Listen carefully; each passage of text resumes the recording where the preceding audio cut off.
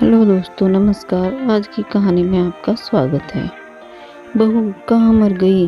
अंदर से आवाज़ आई। अभी जिंदा हूँ माँ जी। तो फिर मेरी चाय क्यों अभी तक नहीं आई? कब से पूजा करके बैठी हूँ, ला रही हूँ माँ जी। बहू चाय के साथ भजिया भी ले आई। सास ने कहा, तेल का खिलाकर क्या मारोगी? बहू ने कहा, ठीक है माँ जी, ले जाती हूँ।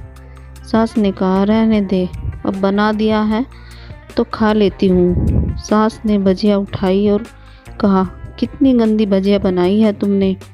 बहू, माँ जी मुझे कपड़े धोने हैं, मैं जाती हूँ। बहू दरवाजे के पास छिपकर खड़ी हो गई। सास भजिया पर टूट पड़ी और पूरी भजिया खत्म कर दी। बहू मुस्कुराई और काम पर लग गई। दोपहर के खाने का वक्त हुआ। सास ने फिर आवाज़ लगाई, कुछ खाने को मिलेगा? बहू ने आवाज़ नहीं दी।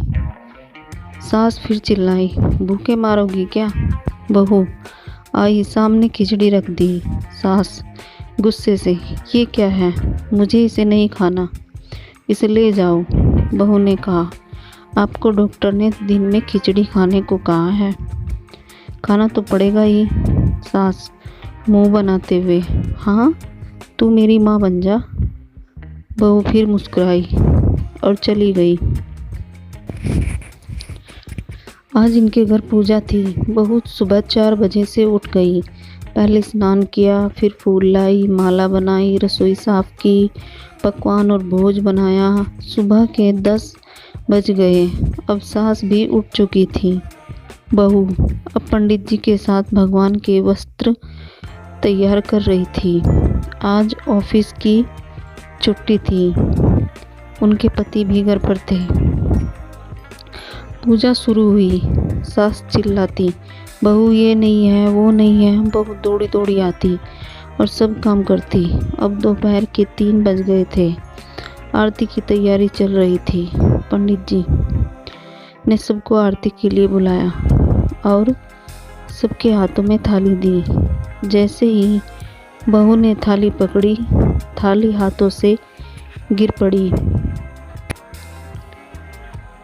शायद बहू के हाथों में भोज बनाते हुए तेल लगा था, जिसे वह पोंछना भूल गई।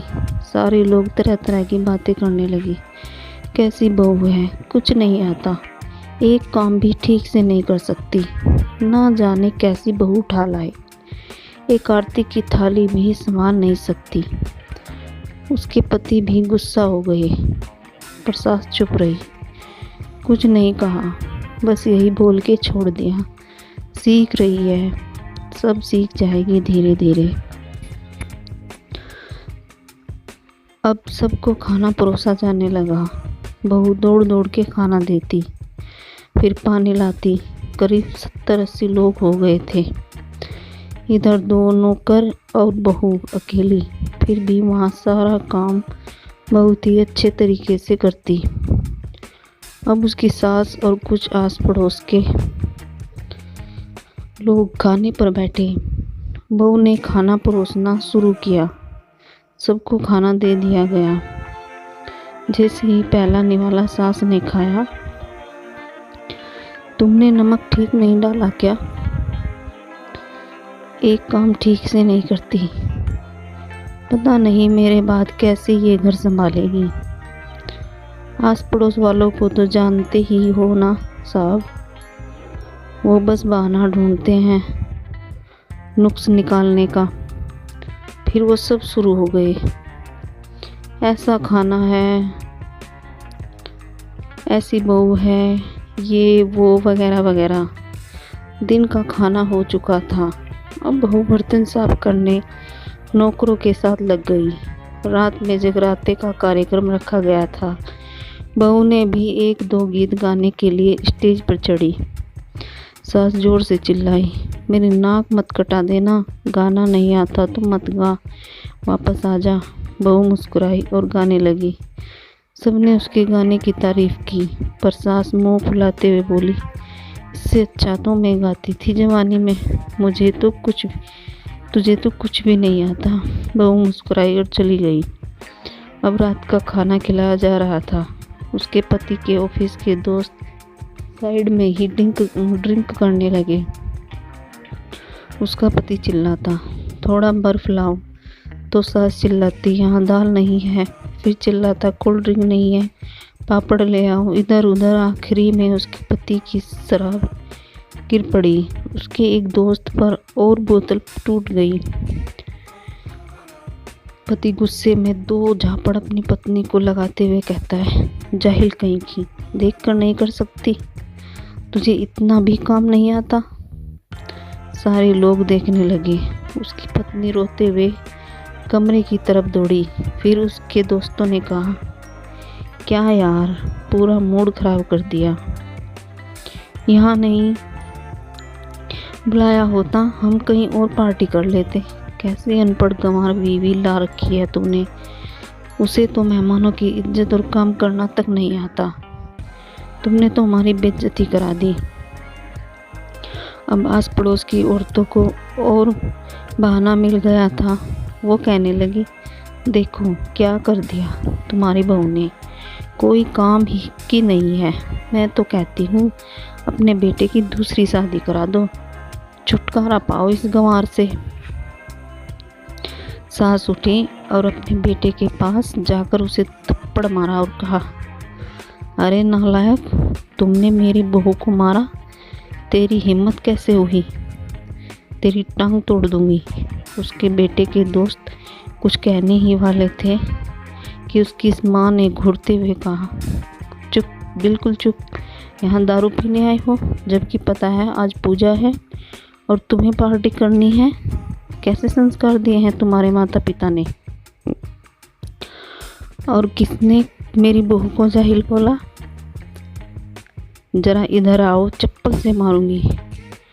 और मेरी बहू को किसी ने शब्द भी कहा तो, अरे पापी, तूने उस लड़की को बस इसलिए मारा कि तेरी शराब टूट गई।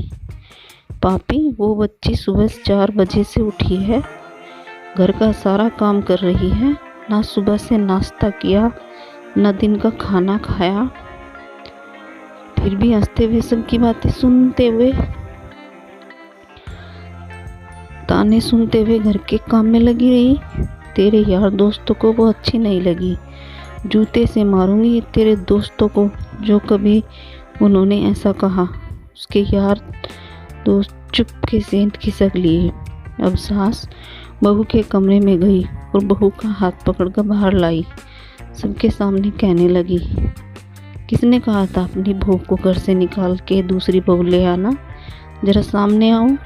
कोई सामने नहीं आया। फिर सास ने कहा, तुम जानते भी क्या हो इस लड़की के बारे में, ये मेरी माँ भी है और बेटी भी। माँ इसलिए मुझे गलत काम करने पर डांटती है और बेटी इसलिए कभी कभी मेरे दिल की भावनाएं समझ जाती है। मेरी दिन रात सेवा करती है, मेरे 1000 ताने सुनती है, पर एक शब्द भी नहीं कहती, ना सामने ना पीठ पीछे। और तुम कहते हो दूसरी बहू ले आऊं। याद है ना चुटकी की दादी अपनी बहू की करतूत। सास ने गुस्से से पड़ोस की महिला को कहा, अभी पिछले हफ्ते ही तुम्हें मियाँ बीवी भूखे छोड़ घूमने चले गए थे। मेरी इसी बहू ने 7 दिनों तक तुम्हारे घर पर खाना पानी, यहाँ तक कि तुम्हारी पैर दबाने जाती थी और तुम इसे जाहिल बोलती हो। जाहिल तो तुम सब हो जो कोयले और हीरे में फ़र्क नहीं जानते। अगर आइंदा मेरी बहू के बारे में किसी ने एक लफ्ज़ भी बोला तो मुझसे बुरा कोई नहीं होगा, क्योंकि ये मेरी बहू नहीं मेरी बेटी है। बहू सिसकियाँ लेते हुए फिर कमरे में चली गई। सास ने एक प्लेट उठाई और भोजन परोसा। बहू के कमरे में खुद ले गई। सास को भोजन लाते देखा तो बहू ने कहा, अरे माँ जी, आप क्या कर रही हो, मैं खुद ले लेती। सास ने प्यार से ताना मारते हुए कहा, डर मत, इसमें जहर नहीं है, मार नहीं डालूंगी तुझे नई सास चाहिए होगी, पर मुझे अभी भी तू ही मेरे घर की बहू चाहिए। बहू ने अपनी सास को रोते हुए गले से लगा लिया। सास भी रो दी पहली बार और कहा, चल खाना खा ले। फिर मजाक करते हुए कहा, फिर मेरे पैर दबाने चले आना, और ये ख्याल मत मन में मत लाना कि सास पैर बोलती है किसी दिन मैं इसका गला दबा दूंगी, क्योंकि कभी मैं भी यही सोचती थी। दोनों खूब हंसने लगती हैं। दोस्तों, कहानी कैसी लगी? कुछ रिश्ते बहुत मीठे होते हैं, बस बातें कड़वी होती हैं। सास बहू की ये खट्टी मीठी बातें आपको कैसी लगी? कहानी पसंद आई तो लाइक शेयर और सब्सक्राइब ज़रूर करें। मिलेंगे ऐसी मज़ेदार कहानी में। तब तक के लिए नमस्कार। स्वस्थ रहिए, मस्त रहिए और मुस्कुराते रहिए।